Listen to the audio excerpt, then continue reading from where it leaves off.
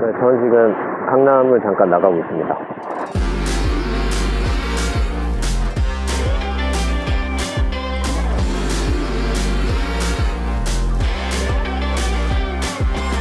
제가 이 슈퍼소코를 타면서 이상한 습관이 하나 생겼습니다. 첫 번째, 언덕을 웬만하면 피해요. 언덕길을 안 갈라 그래 내가. 강남 같은 경우는 도로가 좀 반듯반듯하게 되게 잘 딱 띄어져 있지 않습니까? 그래도 언덕이 생각보다 되게 많거든요. 되게 가파른 언덕도 있고 부산대로처럼 그나마 좀 완만하게 탈 수 있는 언덕도 있는데 가파른 언덕길은 잘 안 가려고 하게 되더라고요. You and your stardust, walking like that.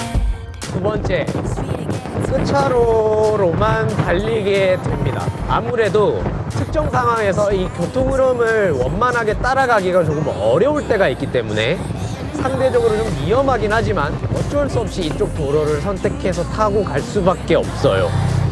1차선이나 2차선 뭐 이런 도로에 비하면 아무래도 속도가 좀 느리잖아요. 맨 끝차선으로 달리게 된다. 나도 모르게 습관적으로. 그리고 세 번째, 이제 오토바이 같은 경우는 아무래도 이제 차 사이로도 다닐 수도 있고 그 신호대기 때 맨 앞으로 나가지 않습니까? 맨 앞으로 안 나가게 돼요. 절대 맨 앞으로 나가지 않습니다. 특히 이제 뭐 오르막에서 정차를 했거나 코앞에 오르막이 있다거나 굉장히 쫄리죠. 맨 앞에 있으면 진짜 쫄려. 신호대기 정차할 때는 앞에 별로 안 서게 되더라고요. 그냥 습관이야, 이상한 습관. 근데 또 웃긴 거는 제가 이제 지난 한 주는 좀 왔다 갔다 해야 되는 일들도 좀 있고 병원도 좀 왔다 갔다 해야 되고 이게 아무래도 좀 편하게 오고 갈 수 있는 그 상황이 좀 필요했다 보니까 벨리를 계속 탔어요. 지난 한 주에는 거의 소코를 제가 거의 안 탔습니다. 근데 벨리 타면 또 앞에 나간다? 그리고 네 번째, 주변 시선을 좀 의식을 하게 됩니다. 아무래도 의식을 하게 될 수밖에 없어요. 특히 전기 오토바이 타시는 분들은 물어보는 분들도 계셔. 스쿠터 타시는 분들 있잖아요. 얘는 충전하면 얼마나 탈 수 있어요? 얼마예요? 최고 속력 얼마나 나와요? 이런 거. 근데 기존에 클래식 바이크 타시는 분들은 신기해서 뒤에 따라오면서 보시는 분들도 분명히 계시는데 그냥 뭐 달리는 거 보면은 그냥 전기구나 하고 이제 간단 말이죠. 좀 즐기게 된다. 반종이 되어 간다.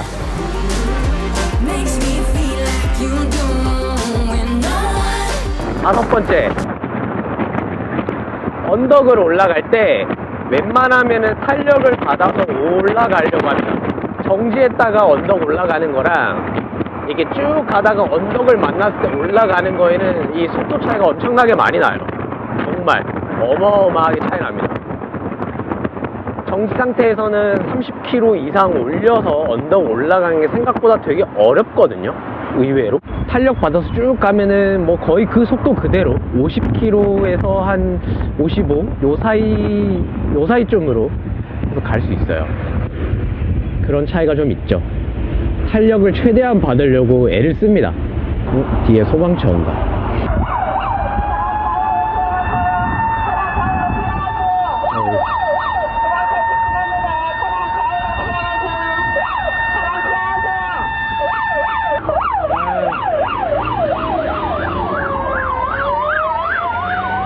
수고하십니다.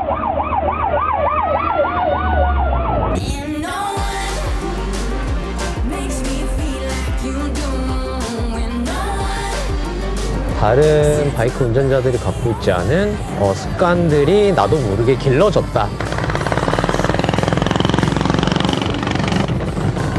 그러니까 저런 CG125도 저렇게 가는데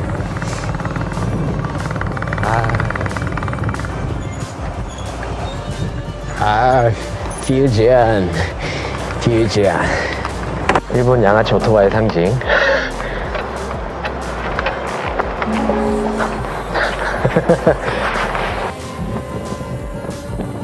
이것 봐.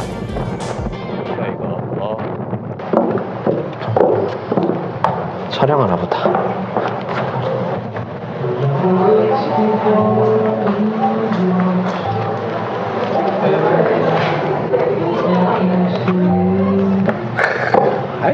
어떻게 일본에서 갖고 올 생각을 했지?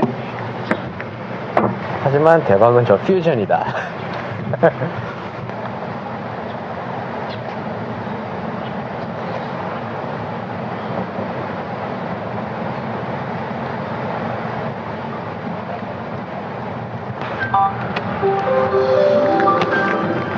아, 퓨전 안녕.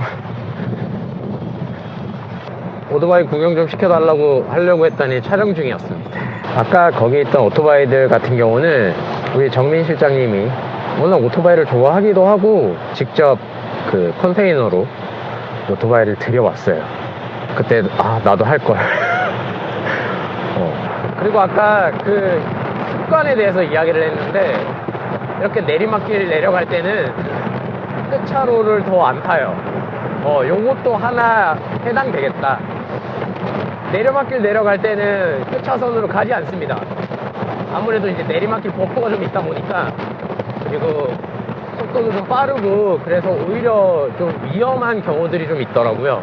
확실히 옆에서 튀어나오는 차에 바로바로 대응을 하기 어렵다던가, 뭐 택시를 만난다던가, 네, 버스를 만난다던가 하는 그런 경우들이 이제 많기 때문에. 하지만 이제 또 오르막길이기 때문에 아무튼 그래서 본의 아니게 이 거지 같은 지정 차로제를 나도 모르게 좀 잘 지키게 되는. 그리고 또 하나의 습관. 지금 배터리 68%거든요 제가 이거를 완충해놓고 꽂아두고 운행을 하지 않았다 뿐이지 계속 태워뒀습니다, 사무실에. 그러니까 대기 배터리가 이제 계속 소모되고,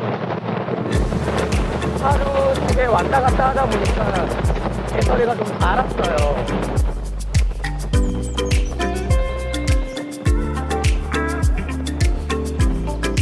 50%가 되기 전에 배터리를 충전하는 습관이 좀 생겼습니다. 왜 50% 되기 전에 배터리를 충전을 하려고 하냐면, 이제 전기 바이크 특성상 우리 휴대폰도 똑같잖아요. 배터리가 일정 이하로 떨어지게 되면은 아무래도 이 출력이라던가 휴대폰도 그렇듯이 성능이나 이제 이런 것들이 좀 많이 떨어지잖아요. 얘도 똑같거든요. 50% 이하가 되기 전에 충전을 가급적이면 하려고 합니다. 거의 이제 60% 언저리에서 제가 항상 하거든요. 그리고 7번째, 이거는 매뉴얼을 타보셨던 분들이라면 이해를 하실 텐데, 생긴 거는 클래식 바이크, 매뉴얼 바이크의 형태를 띠고 있지만 실질적으로 기능은 스쿠터지 않습니까? 그러다 보니까 이 좌우에 있는 레버, 특히 이제 왼쪽 레버, 매뉴얼 바이크는 이제 이게 클러치인데 얘는 딥브레이크예요. 저도 아직까지 약간 그런 습관이 좀 있는 것 같다라고 느끼는 게 뭐냐면, 습관적으로 되게 클러치처럼 왼쪽 딥브레이크를 잡아요. 왼발, 원래 기어 레버가 있어야 되는 이 발이 나도 모르게 뭐 내린다던가 올린다던가 하는, 아무것도 없는데 그런 이상한 액션을 취하게 되더라고요. 그런 게 좀 있어요. 아마 매뉴얼 바이크를 타다가 슈퍼소코 TC를 뭐 한 번이라도 그냥 테스트 삼아라도 타보시게 되면은 그런 몸에 밴 습관이 여전히 남아있음을 느낄 수 있다. 그래서 출발할 때도 뒷브레이크를 잡고 있다가 내리고 일단을 넣고 그러고 출발을 하려고 하는 행동을 한다. 와씨, 안돼. 못가. 와, 꼈다.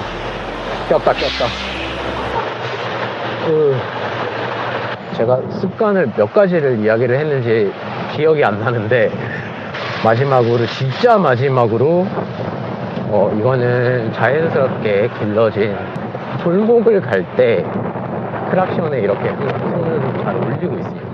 소리가 안 나잖아요. 그래서 골목길을 가고 있을 때 이제 보행자들이 인지를 못하는 경우들이 진짜 많습니다. 엔진 바이크 같은 경우는 이제 소리가 나니까 이런 소리가 있으니까 그거를 뒤에서 인지를 하고 비켜주거나 서로 이제 부딪히지 않게끔 조심을 하는데, 얘 같은 경우는 100% 제가 조심하는 수밖에 없어요. 그래서 이렇게 클락션에 손을 올리고 멀리 있을 때 혹시라도 좀 맞으면은 빵. 빵 할 수 있겠어.